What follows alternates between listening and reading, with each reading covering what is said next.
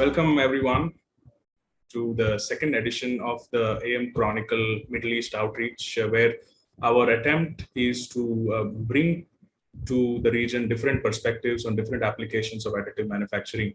And this topic is going to be focused on the advantages of additive manufacturing in orthotic and prosthetic applications. And we have a good group of experts with a mix of different stakeholders. There are users of this technology, technology providers, and good mix which allows us to give different perspectives. So without any further delay, I'd like to welcome Manoj Pillai, who's the Associate Vice President at Falcon Technologies, to set a context for this event and take it further. Welcome everyone. I'm very excited to be part of this webinar where we try to do a bit more detailed discussion on 3D printing part of orthotics and prosthetics. ONP in the last few years had become very close to my heart just because of one reason. What I understood interacting with multiple people and stakeholders in this region is that a good fitting device can change the life of a person. So that's what I have learned in the last 1 year of association with with multiple clinicians and practitioners in this region. And this is a very small effort where we are trying to make things better for a bigger community. And I will take 1 minute to introduce our experts in the webinar before we actually start the webinar or the presentations. And I have a small video about Falcon Technologies, a 1 minute video where we want to showcase what capabilities that we have. And FTA as a company, we want to be a central fabrication hub in the region where we promote 3D printed orthotics and prosthetics as part of the making the emirate initiative driven by the rulers and the government. So we have Sofyen, who is the fabrication manager of MOBILIS, who will be the first presenter. Then we have Charl, who is the founder of OrthoMENA. We have Louis, who is the co-founder of Spentys, and we have Rahul, who will be joining as a panelist after the presentation. He is the executive director of Xtremity, Orthotics and Prosthetics.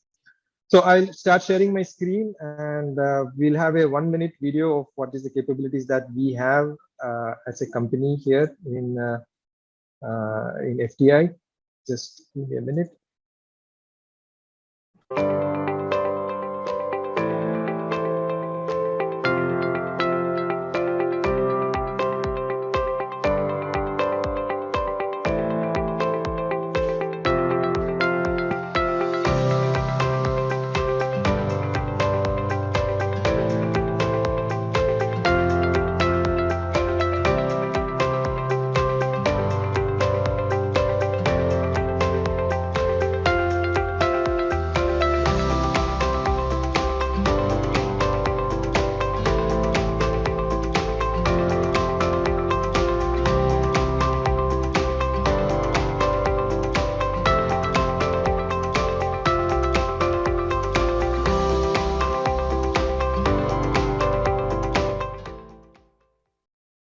Okay, so now let's jump into the main part of the event.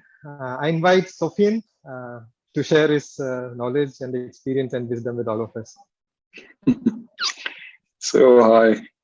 Great, first of all, to be here. I try, first of all, to share my screen. Here I am. Okay. First of all, I want to introduce myself as well. Just quickly, Sofyen Tebbi. I'm from Germany, a prosthetist, orthotist. That's what I study. And I'm since 24 years now in prosthetics and orthotics. Most of my time I spent in Germany working. Then I was for 8 years in Saudi Arabia. Now, since 5 years, we are running MOBILIS. It's a bit different from the approach. And most of the things you will see over here, we experienced here at MOBILIS together with the team from Falcon. And yeah, I give you an introduction of a pathway, how we manufacture the devices or what is important to take care about. So, first of all, for us, it's important to take care that we understand what is the advantage of 3D printing. Because most of the time people misunderstand a bit of the concept, and we want to give a bit of an awareness what the concept or what is behind the concept. We have the ability to create complex geometry, what we wasn't able with other technologies to achieve. So I brought from one of our partners one of the samples to understand that we can build devices what have, for example, a chamber in between of two walls to create, for example, a breathability. This is an advantage or an add-on for a patient who has, for example, to wear a helmet like this 24 hours a day, especially a baby in a hot region like in the UAE or in Middle East. And that is an additional quality of life, and definitely also an addition of a uniqueness of this kind of technology. We can integrate components. We can also manufacture very small devices, what could be a size of a fingernail, and it will not disturb us in any way. So that is also a big advantage of this type of manufacturing. We can prototype what was in prosthetics and orthotics not possible at the beginning. That means prototyping is actually in every other industry existing, but not in prosthetics and orthotics. Prototyping goes actually for a long time, and if you use the right tools for it and have the right pathway in manufacturing, you can use now prototyping as well in prosthetics and orthotics. Abroad manufacturing will enable you to create the data, what I will come to, and manufacture it in different countries. So it doesn't matter where you are. If you receive the data per email, then you can right away print it in your machine, or you have a printing service, what we are using as well, that I just send my data during the week. They fill up the chamber, and then I receive my product end of the week. We can increase in that way the productivity, but for this, I would say we need another webinar. Because you need really to have in detail a bit of an understanding how manufacturing works. The challenges, or the beginning of the challenge, is how to capture the data properly. So most of the people know the traditional way that we are casting the patient and rectifying the cast. So here the pathway is a bit different, and there are different approaches. So capturing data measures through scanning has a bit of a challenge if you have, for example, a foot or a hand and you need to manipulate it in the right position where it is functional, or where you align the bones in the appropriate shape, how the device later on provides the right outcome.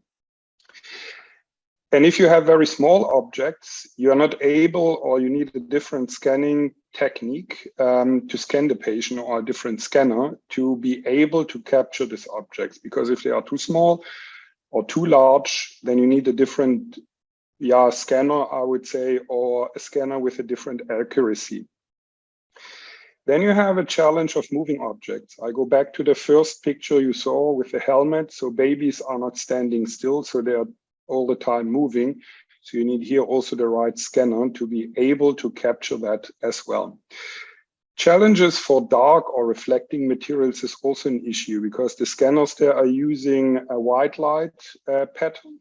Their project is on the object, and then the object will be captured from camera. So if you have a reflecting object, or you have a very dark object, you have that problem, but you can overcome this with talcum powder or other scanning sprays. So that's not a big deal, but it has to be put in consideration.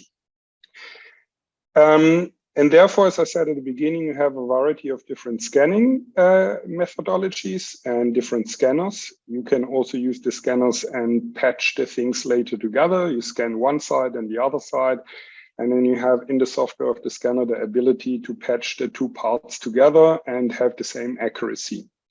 As you can see in the picture, there are some companies, and I think this is the future, working on alignment jigs. So that means they will align the different body parts in a way who it will be functional for the device, and then scan over it, and then later remove the device, the scanning device from the object, and it works actually pretty well. We have also some devices, but there are definitely some challenges. If you want to open it to the market, it has to be super simple, very easy, and maybe integrated into the scanning software. So 3D scanners, as you can see, I just show you here a bit of an example. The 3D scanners are pretty expensive, I would say. And I think there will be some options in the future who are a bit cheaper. The most common scanners I use here as well. We in our center use 5 different scanners from 5 different companies. It sounds a lot, but they have different applications. The most common scanners that I would recommend to every center who likes to develop this technology in his center, the EVA and also the Spider scanner from Orthotic. So that's actually the scanner high-end with really a high-end software. They are capable to do a lot of different things with it, and you will have fun instead of frustration. So here is one of the most important parts. Base models. So if we are not able to create base models, doesn't matter how good the 3D printing device looks like, how good the 3D printing device is printed, and how beautiful it looks in a picture, it will not fit.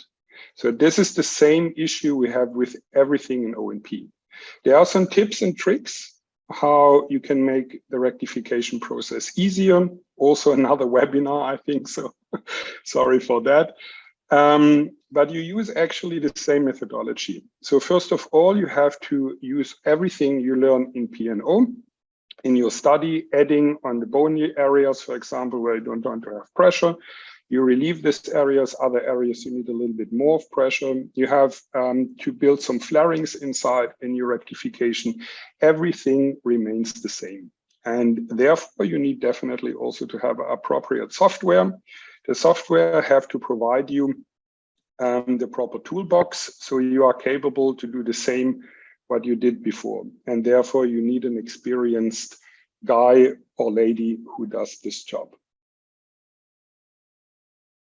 So you end up then, after you have your base model, what is, as I said, the most important thing and makes a difference from the fit or not fit of the device, you will start from this accurate fitting base model to create with your software. And there are different applications, there are online applications.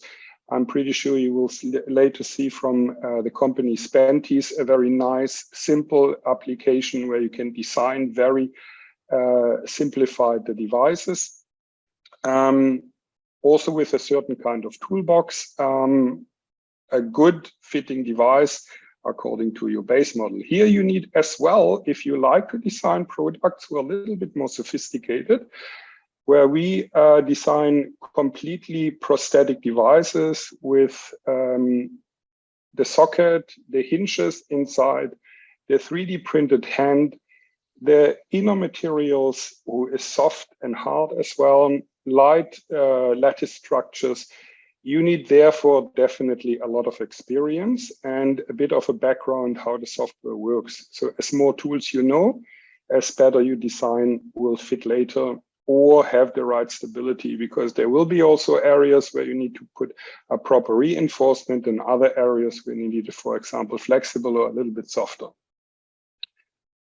In additive technology, there are 2 ways, I will say, from our experience since approximately 8 years working with 3D printing and with designing on CAD software. We have the FDM, what is for almost people known here. What is an FDM printing? So you have a filament, and the filament will be deposited on each other layer by layer.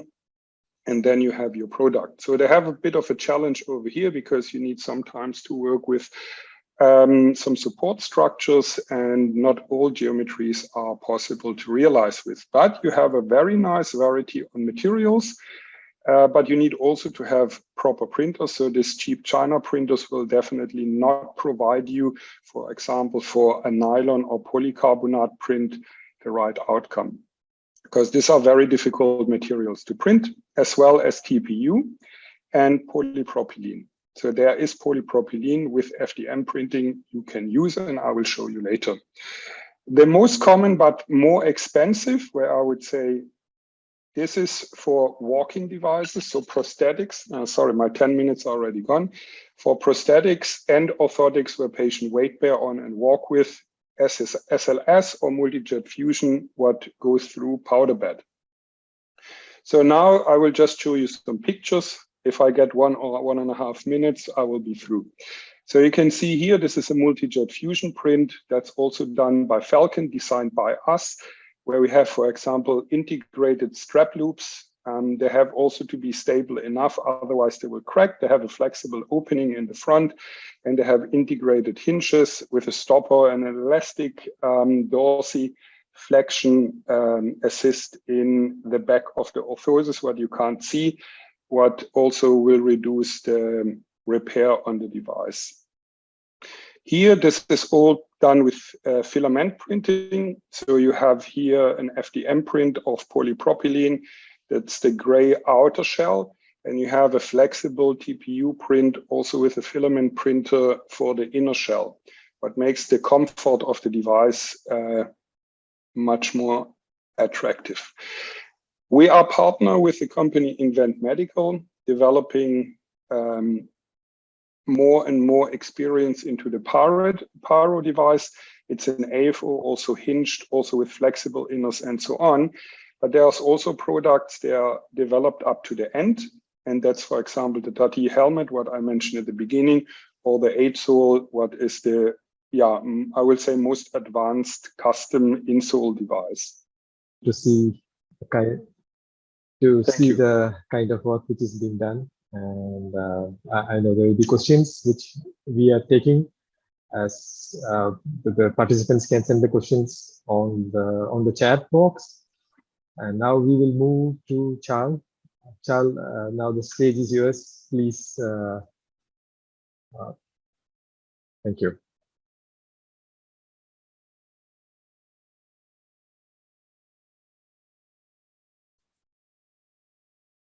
Charl, I'm not able to hear you if you're saying something.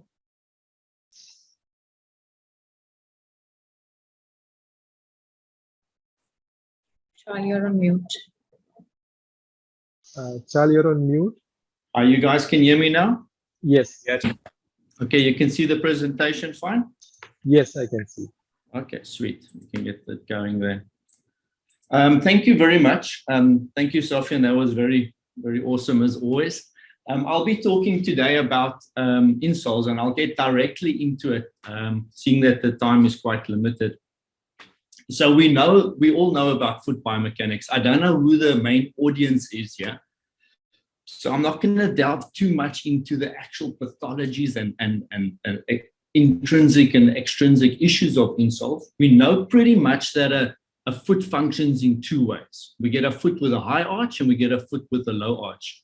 Now we know that historically there's no evidence that says this foot works better than that foot, but we know there's an association between a severe flat foot and a lot of the pathologies we see. In essence, we don't want a foot that looks like this, rolls over and collapses. The same foot, from the side view, you'll see it rolls, and we actually get this mid-foot break. So whether you're treating a child or an adult, this is something that I think most clinicians agree is associated with a lot of the pathologies we see. Now, when we're talking about 3D insoles, I think one of the things that you'll see, and one of the areas that it really comes to the fray, is with regards to insole design. Because we know that this hyperpronation is associated with all these pathologies we see. Now, when you're looking at all the other sub-areas in orthotics and prosthetics, yes, there's an overlap where you could say traditional manufacturing is is a little bit better or a little bit worse. But I think the one area that 3D has really come to the phrase with regards to insole, and if you look at the vast majority of the companies that are nowadays using 3D printed insoles. So the question isn't, should an insole be rigid or should it be flexible? It's what has that flexibility or rigidity got to give that patient. To do that, you got to get the right plantar morphology. And with regards to insoles, these foam impression blocks work just wonderful. You know, these foam impression blocks, they give you a higher clinical reliability than most scanning processes. But the problem is they're not renewable and it's not sustainable. Now, apps like the TechMed app that we use, all our clients use, are accurate enough. You know, this 3 to 8% inaccuracy isn't going to cause a problem. So where a insole mold can be taken with a actual foam impression box, you're able to scan that. And the nice thing about the foam impression block is that you've in essence captured that tibialis anterior, tibialis posterior. You've got that morphology spot on. So you've got that interclinical reliability that's going to give you a higher chance of your product fitting perfectly. But the problem is renewability. Is this really sustainable to keep these boxes in stock and then to reuse them? And there's other techniques that are available. Sorry, there's another logo here. So when you're going into the scanning process, there's other ways to do it. Now, with the structure app, you can scan the patient's foot morphology directly. Now, this is a pretty rigid foot, so it's not a problem. And a lot of of my clients actually use this TheraBand. If you look at the TheraBand on the chair, it's very cheap, cost effective, and you can get a very good outcome where you can induce the windlass effect. You know, if you're inverting the foot, you dorsiflex the toes, bam, you got the arch maximized and you get a very good impression. So you'll see again, this guy's got a pretty flexible foot.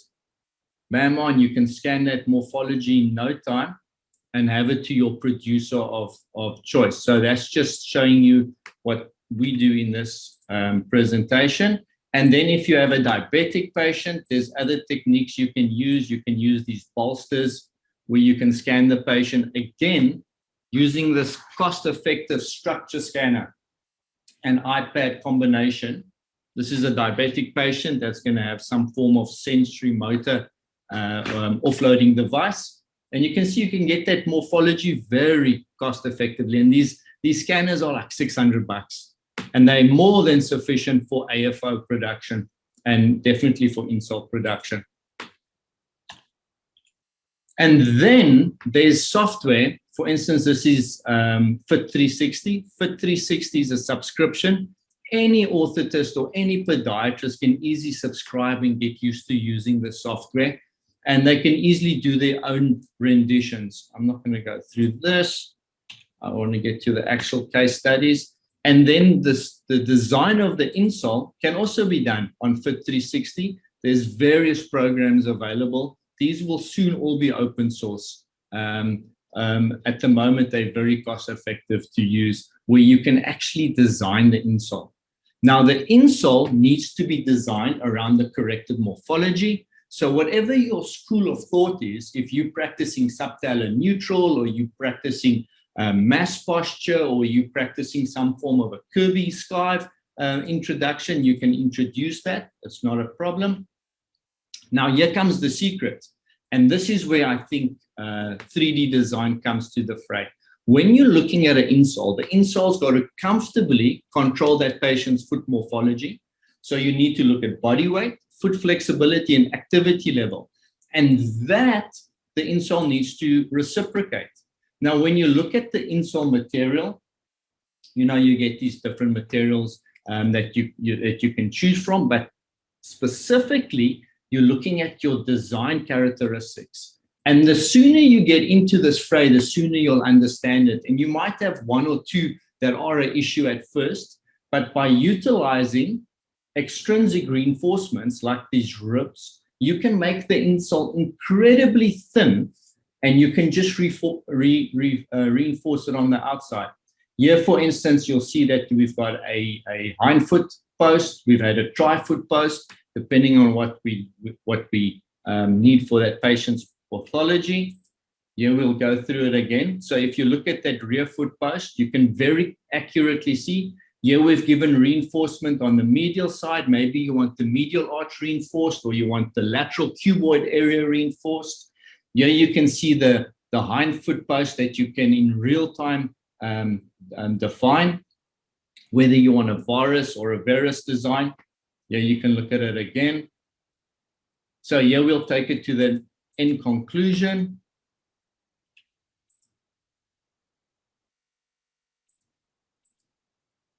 So here you'll see we're able to extrinsically actually wedge the heel if that's what you want to do. Do you want to have a inversion or a varus? You can very easily do with the 3D design, as easy as that in real time, and shoot it off to your printing facility, in this case, hopefully Falcon, to have your insole made. And here you can see again, with these lattice structures, you can actually have perforations. Now, perforation in an insole won't per se make the insole weaker in that area. Often you can use it as a trajectory. So if you've got a patient that's got an accentuated medial arch, you can perforate it on the medial side, you can reinforce it on the lateral side, and you can actually play around with it. And again, it's going to be a couple of trial and errors, and if it is your game and you're working with these insoles, very quickly you'll understand it. Here you see we even obviously not going to go to this level. We've incorporated a 20 mm heel raise on this. It'll never be that, but just to show you how easy that it's capable of doing these types of designs. And that's it. Now the question is it difficult? Yes, initially it's difficult to do, but what you can do is you can partner with a production facility. There's several production facilities. There's central manufacturers like OrthoMENA, and you can initially start by having your designs done. Let me just jump through here. And then slowly, gradually try and take it over yourself. Now, the nice thing is the renewable and the carbon footprint you're going to reduce. And again, we can load these together. We can put the AFOs, the KFOs, so you don't have to worry about the amount of wastage that's currently being used in EVA milling, for example. You know, we're just going through a build so you guys can see it.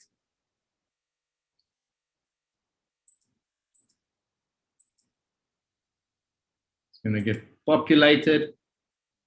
So we on average get about 80 pairs per build, which is of course we incorporate all the free space with a couple of AFOs as well. And then this is what we do. We provide our clients a template. So if you aren't tech savvy at first, you can start off with one of these order boxes where you can choose whether you want the material in a 3D print or whatever you want. 90% of the insoles are actually done in a 3D print, but where you can go and then you could look at your intrinsic and extrinsic posting, as you can see here. So all those wedges and flanges specific to your treatment modality, we can incorporate for you at first. Where we do take this on our shoulders, we got our CAD guys doing this. You can do your order. You just tick off your boxes. We have your insole printed, top covered within 8 days, ready for you. And then gradually you can decide to take over the process yourself, where you can actually take full ownership. And what we want to do is look at this. We want to have this renewable, where this material can be reused and hopefully move away from all the waste we see. You know, it drives me crazy that people are still carving this amount of EVA and throwing away the vast majority of it. And that's it. Sorry, I try to fit that in as quick as possible. Thank you so much. Very informative. So we go to the last presentation today. Louis, a little bit crunched to the time. Yeah, don't worry. I will be to the point. It's always like that when you're last one, right? Just before you start, Yes. and I think a lot of the attendees will have questions. So if they have, you have a question and answer option, so you can just ask your question or just put it on chat so that we can take it up after the presentation as well. So thanks. So Louis, please. Oh, can you hear me now? Yes. Are you Yes, able I to? can hear. Yes. Yeah, I can hear the And presentation. I can see the presentation, and I can see the screen as well. okay, thank you very much, Manoj. So thank you for the invitation. I will give you a quick introduction about Spentys, what we do, and go through a little patient case. As explained, don't hesitate to ask questions after our presentations. So Spentys, we are Brussels-based, so in Belgium-based company. We are active across 16 countries, and we are basically on a mission to digitalize your production process. So what do we do at Spentys? You really have to see us as enabler. We enable the OMP community, and especially orthotists and prosthetists, certified prosthetists and orthotists, to actually use 3D technology on a daily basis. We want to make you use 3D technologies and make it as affordable and as accessible as possible so that you can focus on your medical expertise and on your patient care. So that's really our positioning. We are really the bridge between your medical expertise and the added value of 3D technologies for your practice, but also for your patients. So how do we do that? How do we make 3D technology accessible to your workshop or to your practice? Is thanks to the Spentys platform. So the Spentys platform enables you to connect those different parts of this 3D workflow that might seem complex with a lot of different information, which is 3D scanning, 3D rectification, and 3D modeling, and finally 3D printing. So we enable you really to focus on the patient care and to be able to master each of these steps. And again, as said by Charles, it can be done step by step. First, focus only on the 3D acquisition, then on the modeling, and then on the printing. So everything can be done step by step or also in parallel. So Spentys has developed this platform that enables to connect those different steps, but we also have developed software, as said by Sofyen in the beginning of his presentation, where we enable you to really, in a very accessible way on an iPad, to 3D correct the scan and also to easily 3D model on your template. So you can come up with your own templates, or also start from scratch with another kind of modeling tool where you draw the orthotic device based on the scan. So our idea of this modeling tool and this rectification tool is really to make it as accessible as possible and as intuitive as possible, that you really still have the feeling to touch the patient and to really be in contact in front of the patient. That's really how we differentiate ourselves with all these other CAD software that are out of the market. So here I wanted just to give you a little explanation about a patient case. We have a 4-year-old Nambi. She's from Kenya. She's born Talipes equinovarus with a Pyrenees score of 4.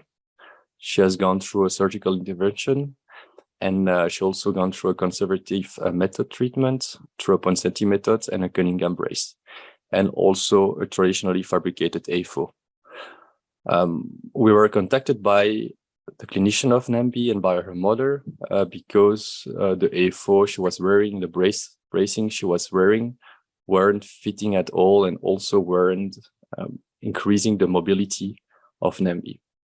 And the problem there was with the traditional technology that Nambi was facing is the fact that the device was very bulky, wasn't taking into account the mobility she needed, and also the traditional device was somewhat limited in the design possibilities to really have something which is personalized and proper to the environment and the pathology and also the anatomy of Nambi. That's how we came up with the medical expertise of the clinician of Nambi to a 3D printed AFO. She wanted it blue. She wanted also to add some logos, like butterfly logos. So we were able to personalize And you guys know better than me that it's very important for the patient to be proud of their device, especially when they're a child, because it's important to have a high compliance of the treatment so that they're able to use it on a daily basis. So that's what we were able to do with those 3D technologies and with our workflow. Won't go into details of the workflow, how the 3D modeling and the 3D scanning and 3D correction happens. You will find all our information on the website, but the clinician was able to 3D scan the feet of Nambi, and based on this 3D scan, use our 3D correction tools to correct the correct posture, and then basically to 3D model and finally 3D print in color the device. What is important to emphasize is that the clinician with who we were working on Nambi's case, he never used 3D technology, so it was really it was something totally new for him. But with the Spentys platform and with our ease to use software, it was able really to quickly take on this process and to really be able to properly communicate his medical expertise into the device and to really focus on this patient care. So that's how we do it with this workflow. And you can now see also Nambi very happy with our AFOs jiggling around and making a lot of sport. And now the outcome is that based on the testimony of Nambi, a mother and clinician, she really gained a lot of improvements in her posture and in her pattern. She can also do everyday activities. And what is also very important is that she's wearing the devices on a daily basis. And that's also, I think, the power of 3D technologies and additive manufacturing is really to empower this patient and to be happy about the devices and the AFO she's wearing. So that's also, I think, a very nice positive outcome of 3D technologies versus traditional technologies. Why the Spentys exist? Why do we do that?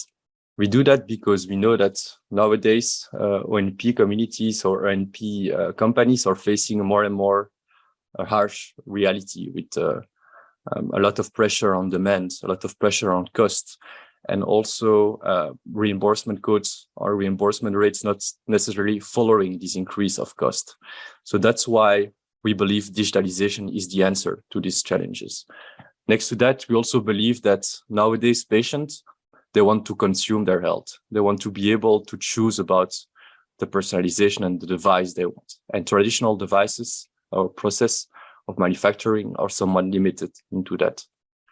So that's what, as I explained, Spentys is really on a mission to enable you to access those digital technologies, to try it out, to be able to really see if it fits your daily practice of now. It's been now more than 3 years that we have done hours of R&D to make those technology accessible to you.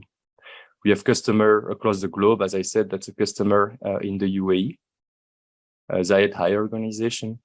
We also work for more post-traumatic pathologies like with soccer teams or basketball teams. And our goal is really to cut your production costs, to enable you to focus more on your patient care and to basically grow your business and offer a high-end quality device to your patient. As I said, we are active on the market since beginning of 2021. We are active in more than 16 countries, and we help produce our customer more than 5,000 orthoses. What do we need today? Basically, we need feedbacks of the community because we want to develop new products. We want to develop new applications. We have the technological expertise, but we rely a lot on medical expertise and on support of our partners to be able to launch those new products, to understand better what's your need, what do you need on a daily basis. We're also looking for sure to launch new pilot cases in new countries, in existing countries, and to enable you to really support additive manufacturing and 3D technologies transformation into your clinic. And I think also one last thing I wanted to add, which is very specific about Spentys, that Spentys is all about the workflow. So we enable you really to create your own models and your own templates, meaning that you're not fixed and limited to one product. If you want to design a new product range, you have a beautiful idea, you can come to us. We will listen to you, and then we will be able to automate this design process, automate the workflow for you, so that you can give access to this product to a maximum of your patients. So I invite you to go on our website. If you're not familiar with 3D technologies, we have a lot of white papers that explains the different kinds of 3D scanning technologies with the different product prices. We have also on our website a lot of different modeling tools explained and their prices, and also all information about printing technologies. So finally, don't hesitate to reach me out if you have any question. I would be glad to answer. My email address is lp@spentys.com. Thank you for your attention. Thank you, Louis, for the presentation. And Nambi's case is a reiteration of the fact. In fact, Sofyen also mentioned, and I was also chatting that a good device, a good fitting device can change the life of the person. And Louis, definitely the audience will reach back with you for feedback and for any further queries. Charl, it was good to know about the different kind of scanning techniques you use, and also you highlighted about the various designs we have. And as Sofyen told, this is not a topic that can be covered in one webinar. We invite questions from the participants. You have anything, please put in the Q&A. We can plan for further sessions with Aditya. Now, Aditya, I hand over it to you for the panel discussions. Rahul, welcome. So I didn't. So we are here to hear from all the experts. Please keep the questions coming. We will take it at the end in the Q&A chat box, please. Yeah, so welcome, Rahul. So we've heard different perspectives, and we'll get to know a bit from Rahul as well on his information. So while the questions come in from the audience, we've shared. Manoj has summarized the 3 sessions well, where Sofyen has started with the few basics and few cases. They have done more on insoles by Charl, and Louis has spoken about the workflow and the creating the whole ecosystem to make this happen. I had one question, which perhaps we can start with Rahul, and then of course we'll open to all of the panelists to answer that.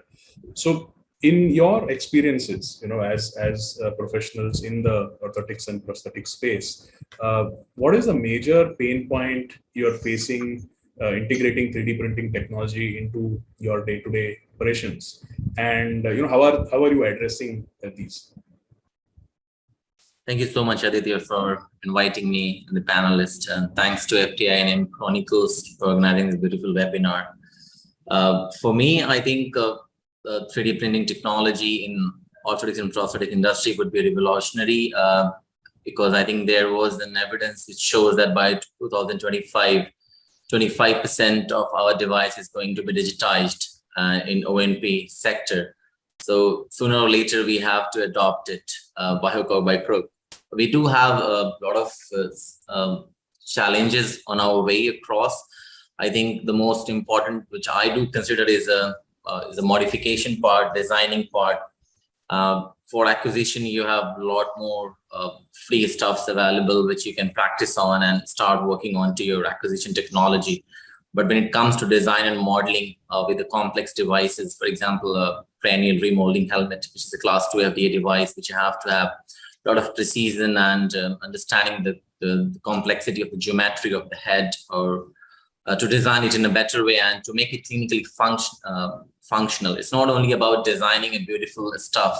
We are seeing nowadays a lot of new fancy stuffs are coming, and this is the way we can go ahead with O&P in AM industry. But what is clinically justifiable is something which matters to us as a clinician. It should be a purpose-driven orthotics.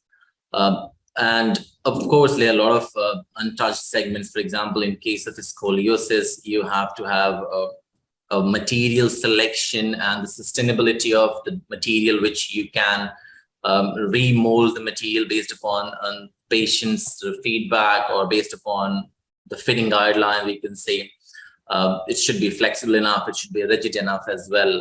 when it comes to wet-bearing devices, I think our material selection technology is entirely different when it comes to a non-wet-bearing technology. So I think, yeah, there is a way forward we have to look into in terms of modeling and sculpting. As Sofyen mentioned, that you should have a lot of tools in your backpack to start working and making it more clinically justifiable. I think, yeah, and then printing and manufacturing part, I think we have a lot available in this country as well locally, with having a Falcon as a design partner, or some others as well. So I think, yeah, that's the only missing part, which we as a clinician sometimes find is difficult when it comes to a complex geometrical orthotic selection, regardless of other things. For example, foot orthotics and some other simple devices, which is not simple again, it's a complex, but yeah, those are the few areas that we have to improvise in terms of making it more, I think people should adapt it. It should be easy for us, end of the day. If it's more complex for us as a clinician, we can't give a lot of time into there.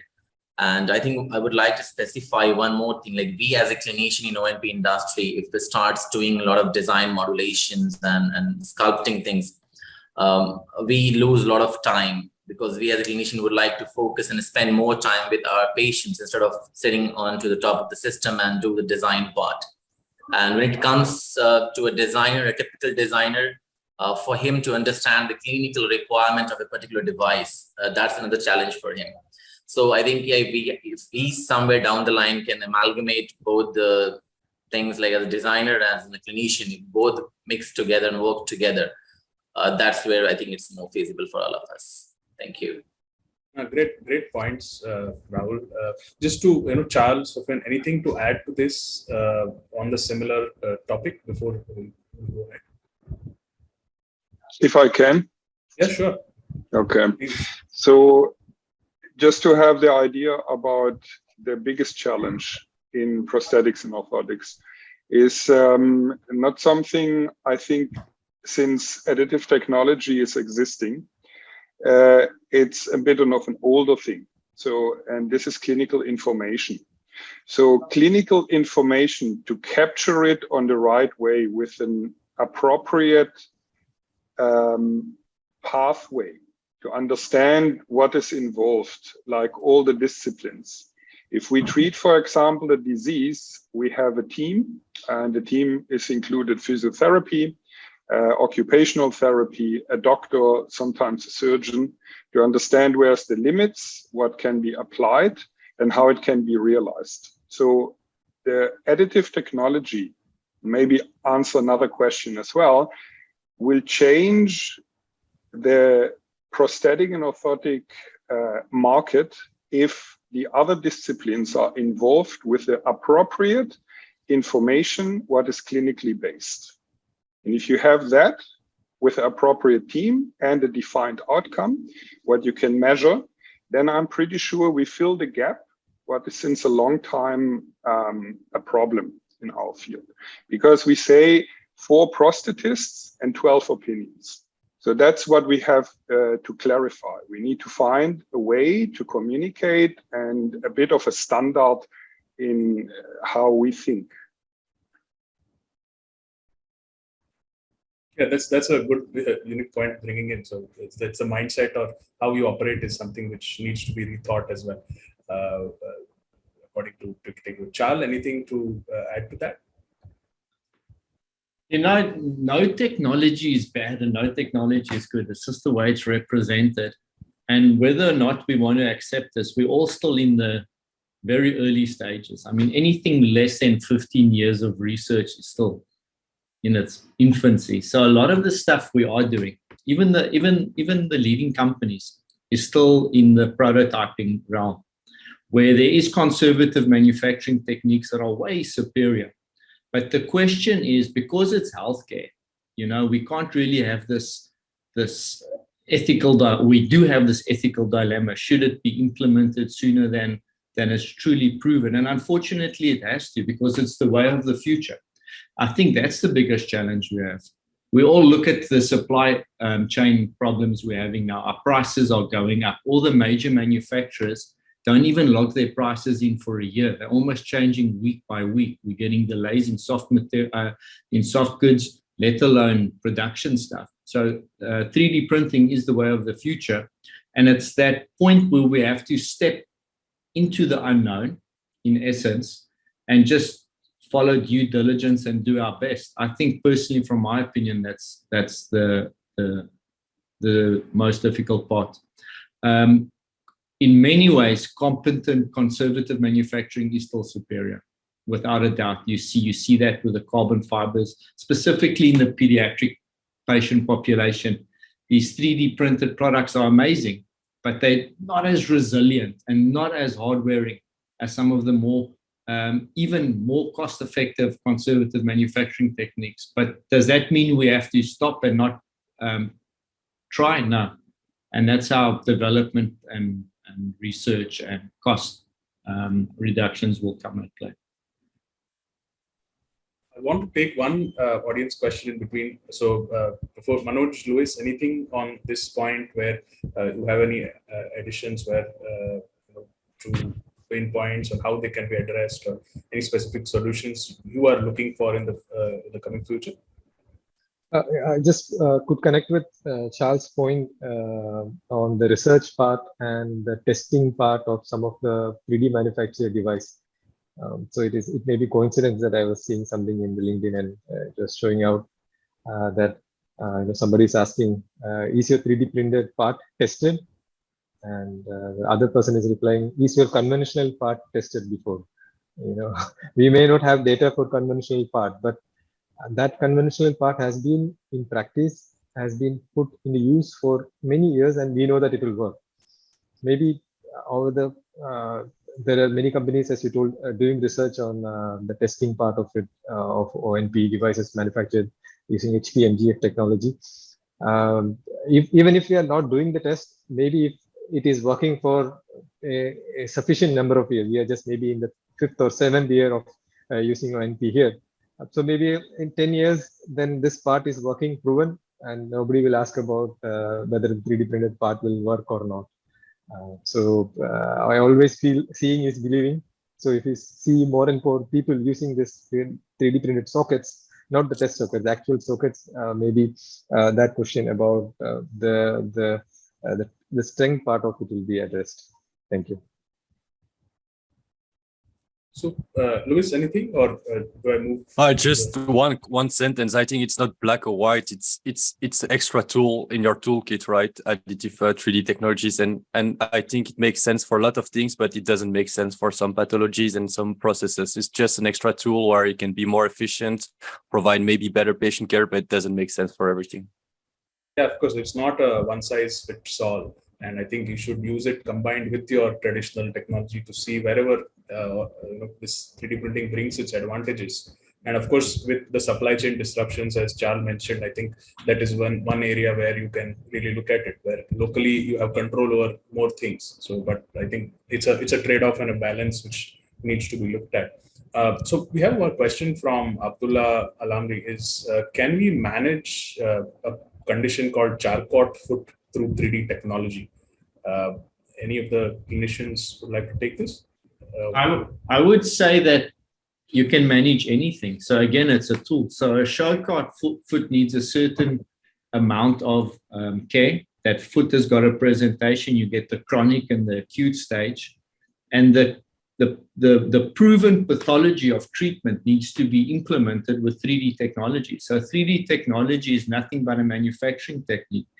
If you look at the prints, it's in essence a thermoplastic now that's been replaced.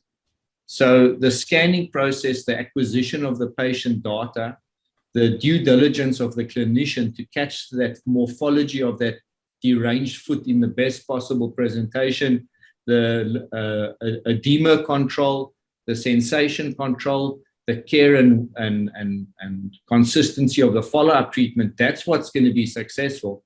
And definitely 3D can be used, or 3D printing or added design can be used, but it must be used in a treatment protocol that's proven.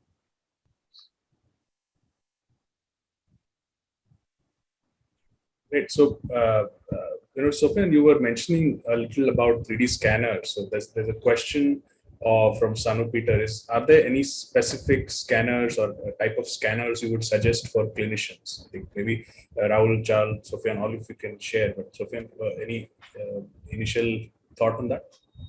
It depends on what you like to scan with. This is what I try actually to say also about it in my presentation.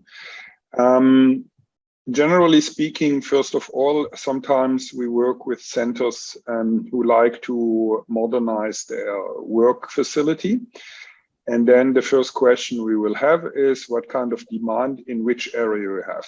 You are more prosthetists, you are more orthotists, you are lower limb, upper limb based. So that's the question, because let's say I give an example, you like to do upper limb prosthetics.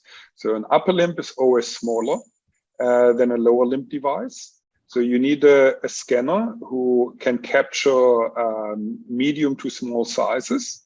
Yeah. And if you have, for example, more cranial patient, they are always moving. So you need a different scanner who is different from the accuracy that you're capable to capture the moving skull of a baby.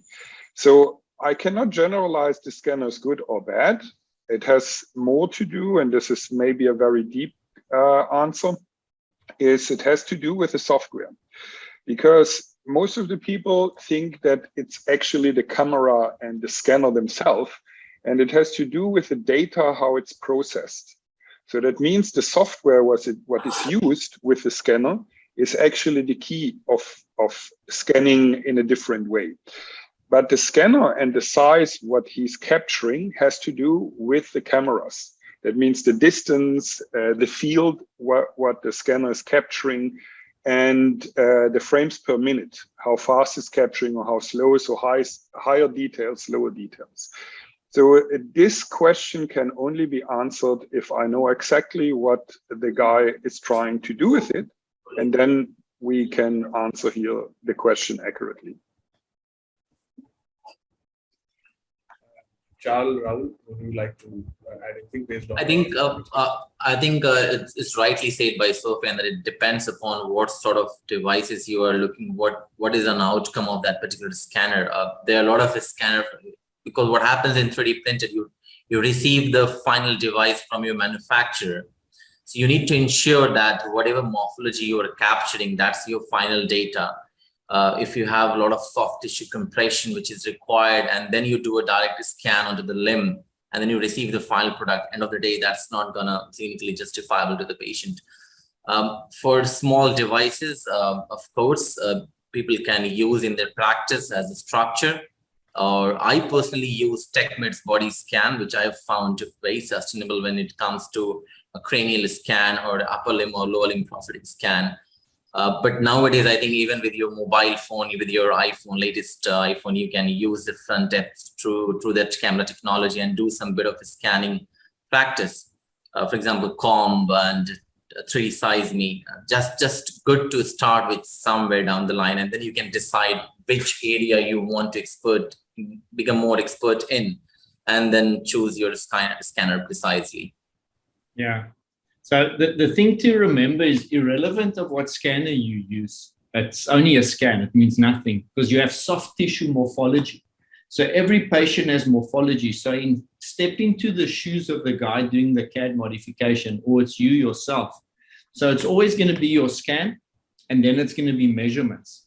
And measurements is going to use different tools. It's going to use ML sticks. It's going to use tape measures of different widths so that you can get soft tissue compression, because you need to do volume reductions. So something like a structure scanner, again, super cost effective.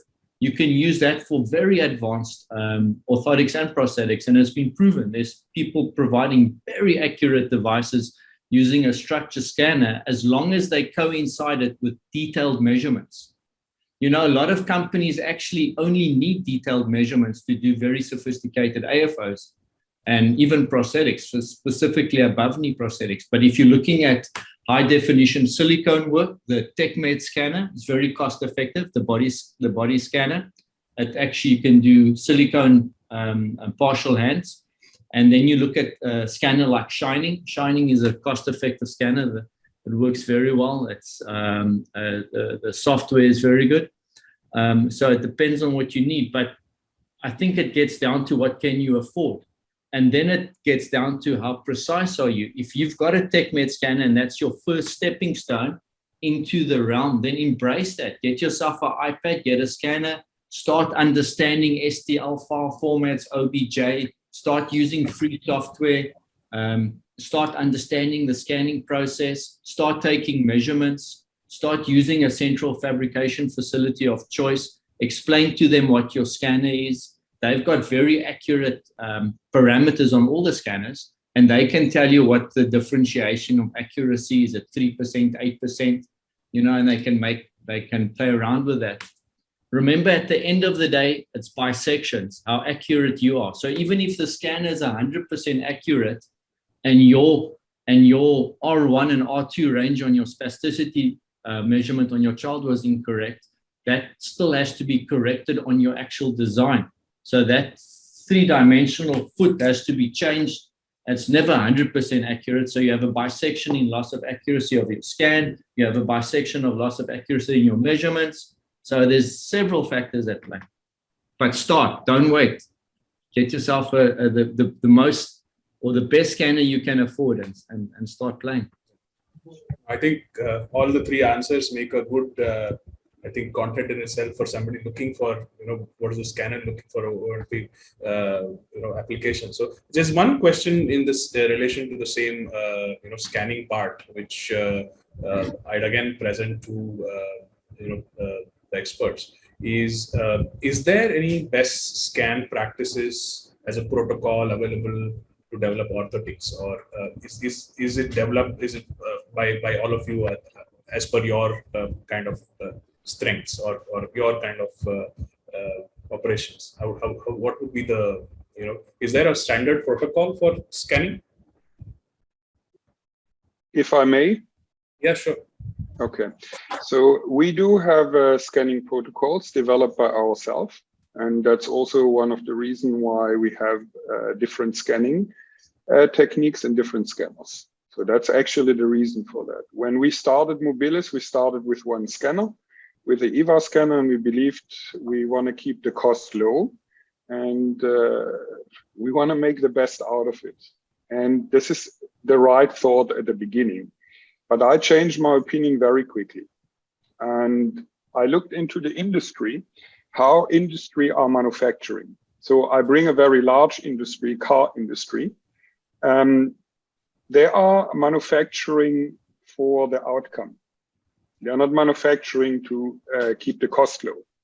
This is a part of the manufacturing. And it has a lot of key features where we can regulate. Yeah. But the idea, the general idea is to reduce rework. We want from the beginning that our device works properly.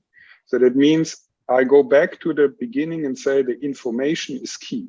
So Charl mentioned something very important. We do also, after the scanning, take the measures of the patient. Yeah.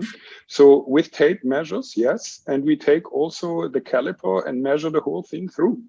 And then, yeah, there is in the designing an important key to make sure that your device will fit later properly.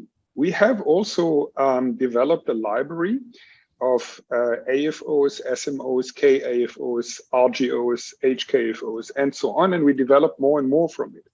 That we see from our base model how much we can manipulate and adjust according to the patient size.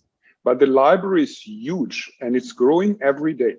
So that means it depends, to make the long story short, it depends what is your goal. Is your goal, and here we have to differentiate, is your goal to buy 1 or 2 scanners to provide 3 to 5 products in your facility? Or are you trying to develop a facility who teaches, for example, educate people later on, fabricate by its own?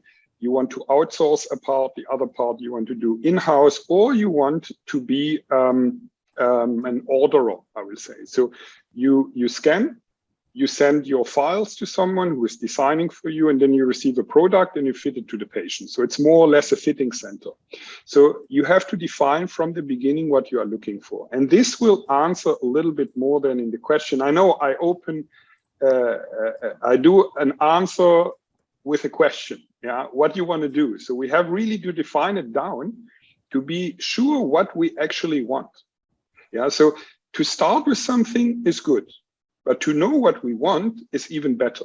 Yeah, so if we, for example, say, like Charl says, in foot orthotics, do you want to use the phone box and then scan the phone box? Or do you want to scan the foot immediately? Everything has its benefits. For example, ulcers, then you can press for 4 millimeters deeper into the foam, scan it afterwards. You don't have to add the material later on, or the toe box or whatever. So you can find a way how your product later fits better, or you have less work to do. Yeah, you have just to think about it. Our job is a creative job. So the pathway of manufacturing, the technique, has to be defined. And for everyone, I think, and that's why a webinar like that is very broad, but we need to go more in detail. So how we want to provide our patient the device and which kind of protocol we like to use. Thanks, Sofyen. I think you created a lot of topics as for to do maybe a series of 5 webinars going ahead on orthotics and prosthetics. But before moving to the second question, any addition to this, Charl, Rahul, or does it cover the question? I think just don't be intimidated. Look, initially, if you get into it, it's like anything new. It's like starting off Photoshop the first time. It looks intimidating, and then a month later, you're a master at it. Just don't, Orthotists, Prosthetics, just don't be intimidated. If you didn't have it at school or on your curriculum, start playing around, and it's actually quite intuitive. I think Orthotists and Prosthetists that have got a hand skill have an advantage. I understand the new schooling system means less people are going to have the hand skill experience, but it's exactly the same. It's the same soft tissue compression reduction, the same attention you put to detail when you took your measurement, and it's the same challenges. You'll see you're going to have the same problems. You'll have certain areas where it looks tight, certain areas where it looks loose, and that's exactly what scanning and CAD is. It's exactly the same process, but with different tools. So instead of working with your Surform plane, you're going to have another tool. You get different software applications with different tools, but embrace one that works for you and get to know it. And don't be intimidated. That's not rocket science. Great. I think that's good. As you know, we're almost coming to the end of our session for today. But just a quick couple of questions to Louis and Manoj. Of course, one audience question for Louis, and then I have a question for him. But one question is: does Spentys offer 3D printable design? So if they can, so that the customer can print at their end. So do you offer a solution up to the design where a design can be shared and the customer can print at their end? So yeah, the idea is we have a very flexible offer. We basically have the technological expertise, right? So every one of our customer comes with a demand, and some of them just want to scan or use our models, our base model. Some of them want to go deeper. They want to create their own models and be able to consistently repeat them afterwards. That we can do too. So it really depends on how the clinicians want to go and where they want to go. Most of our customer they produce through service manufacturing, but all the models are printable. Yes, that's really the key. And the approach is really to sit with the clinician to explain him or her the different capabilities of the technology and to better understand what they want to tackle with digitalization. And as I said before, it's complementary and everything has to be done step by step. Also, as explained by Charles, it's a complex learning curve, and if you go too fast, can also fail on the adoption side. But basically, we really have different kind of customer. We have customer that scan, made their own templates with us and use their own templates or model from scratch and print by themselves or outsource the printing. So it's a very flexible. The idea is really to come with your environment, your reality. And based on that, we can provide you solutions. So that's really our aim here.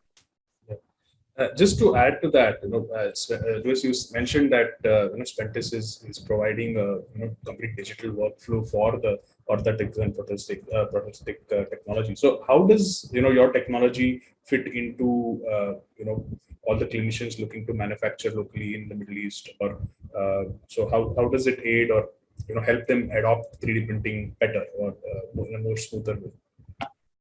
So okay, I didn't get the end of the question. Sorry, how did it?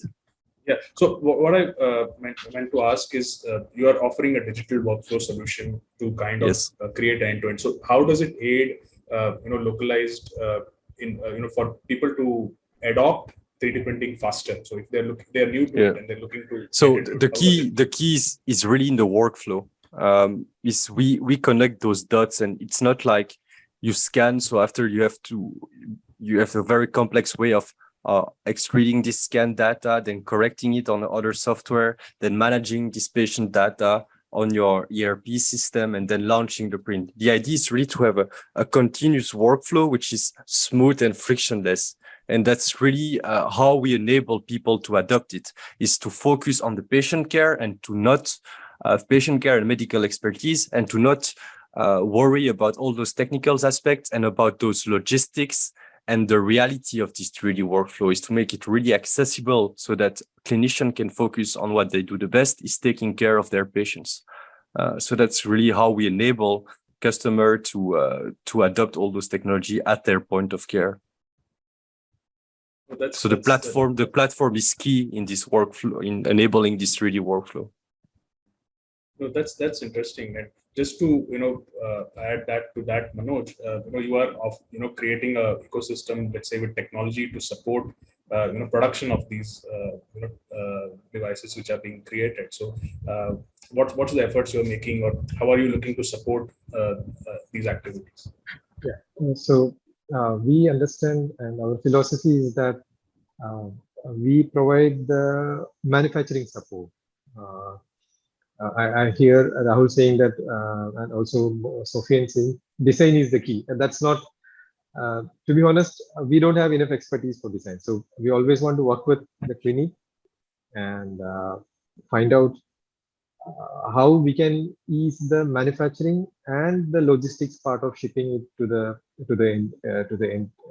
And so let's say somebody's signing into Spentys platform and they have a device to make in the Middle East region. So they can order it to FTI, and then we ship, either it is Middle East, anywhere, we can ship it. So that's what we want to be, the enabling partner in manufacturing. So we want to take that, the dirty job of manufacturing and more technical expertise coming from the ONP practitioners.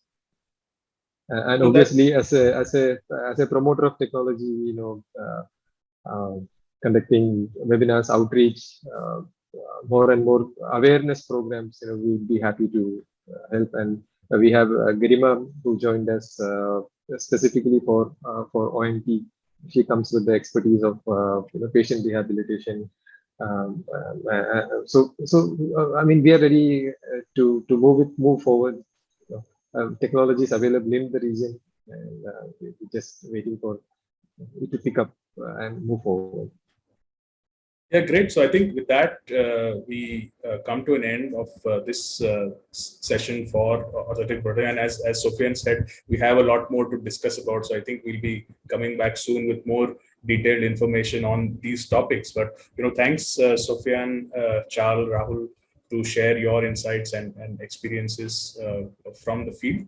And of course, we thank both Spentys and Falcon Technologies to take this initiative to educate and inform the audience on, how can they speed up or improve their outcomes. And as I said, the final outcome is a healthier patient. So it's something for the good of mankind, and I think we are all working towards that. So with this, thank you all, and we come to a close of today's session.